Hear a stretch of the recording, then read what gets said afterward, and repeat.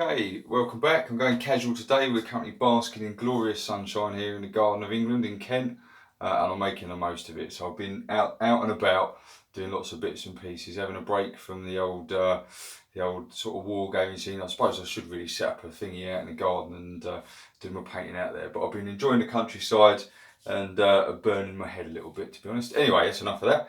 Today's video is about friction. You might have heard the term friction used in wargaming. So we're going to have a little discussion about what friction is, how it works, how it affects our wargaming, what's good about it and what's possibly not so good about it. So what is friction? Well, friction is the unexpected, it's the uncertainty within a game that can, it's the element of doubt that affects our decision making. So it's a thing that might stop you making that final charge, or it's that last ditch attempt.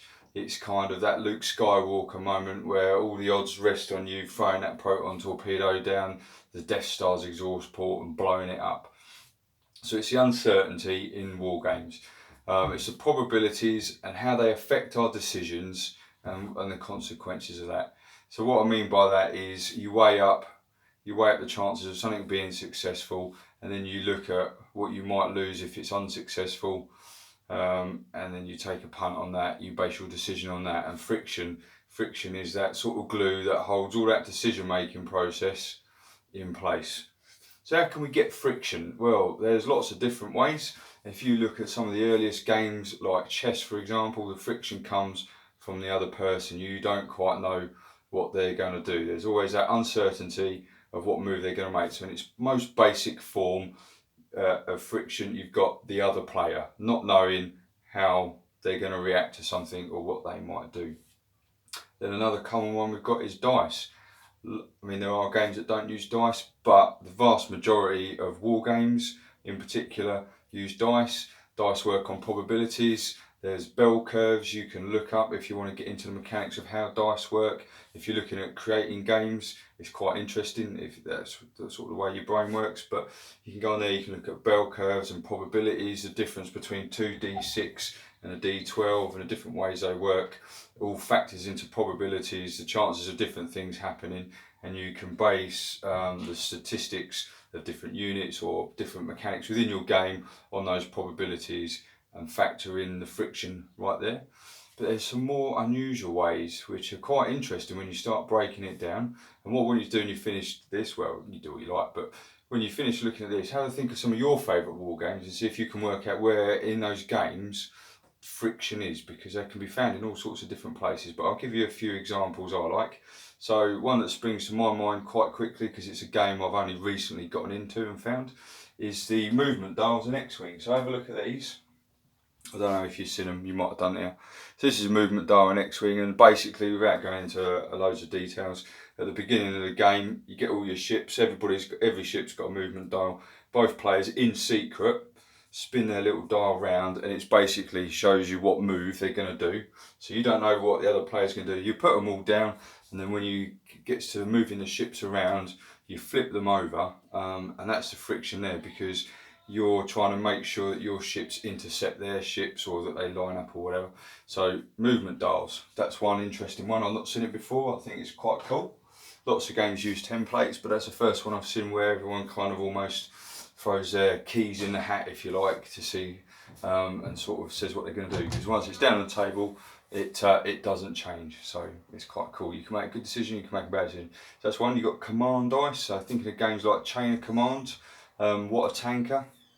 You have command dice, and based on those dice, it's almost like a playing hand in a card game. So you can sort of build up options from the different dice that you've got, and you can use those. So almost like a card hand or dice to sort of build up a selection of moves that you can then use. That's quite a cool way of doing it. You've got random activation. So lots of games kind of do this. It's almost the in thing. You've got the I go, you go method of games where I do everything and then it's your turn to do everything. But more recently, in recent years, we've had random activations, loads of different ways to do them.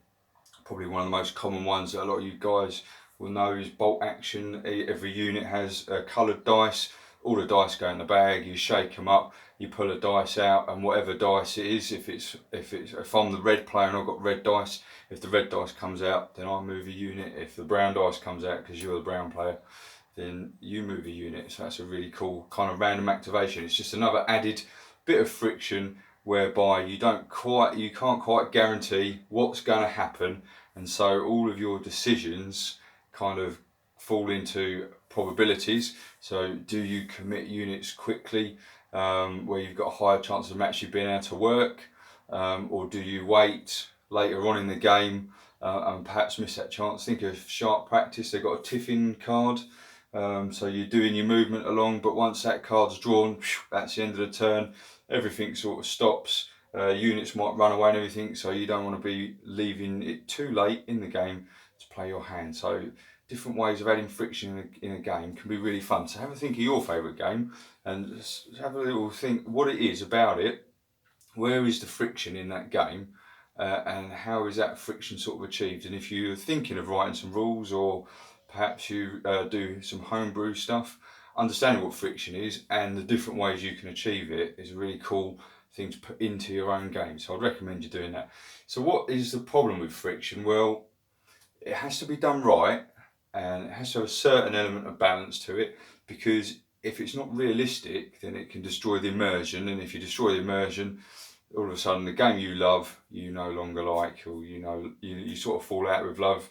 The bubble bursts, so to speak, your balloon pops, and that kind of ruins the whole experience. So it needs to be realistic. You need to think carefully. This comes back to your probabilities, how likely things are or not to happen, and if you don't get your probabilities right, your immersion bubble potentially can pop, and that can potentially affect your enjoyment of a game. So you have to be a little bit careful, and that's why playtesting works.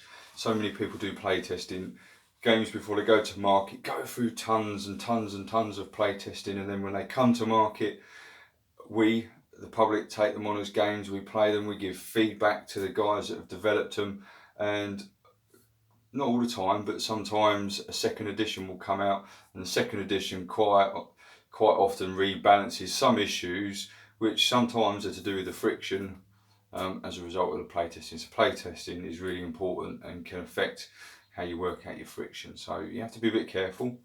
So the last thing I'd say is friction is one of those things, it's super important in games. It's probably, for me, it's one of the biggest elements that makes it enjoyable, on top of the social aspect and painting and all the other bits and pieces. It's definitely one of the key elements. It's often forgotten about, but it's one of the things that makes solo wargaming so hard. And solo wargaming is something that I'm really interested in at the moment. I'm lucky, I'm in a club, I've got my son and everything else, so I've got lots of people to play games with, but there are times, like everybody, when it's just me and I like to play a game. And I'm going to do another video about solo wargaming because I'm quite passionate about it at the moment. And there's lots of different ways you can do it. You can go down the artificial intelligence route, or you can go down the sort of the classic take on the role of both sides. If you take on the role of both sides, you eliminate some of the friction within the game, because you know what you're going to do, because you're the same person, and the decisions that you make and all of the things to do, everything that we said, becomes less because you're not against an opponent. So you diminish quite a lot of the friction within your game. So friction, I think, is one of the main reasons that solo wargaming is so hard, and why, if you can find some good solo war games, they're like hen's teeth or rocking horse what's it, so you might have heard the expression. So yeah, so it's why solo wargaming is so hard. Anyway, that's just some ramblings about friction. Don't know if it makes any sense to you or not, but perhaps it's something you can think about. Anyway, ta-da, I'll do another video soon, and enjoy the sunshine. Take it easy. See you soon. Bye.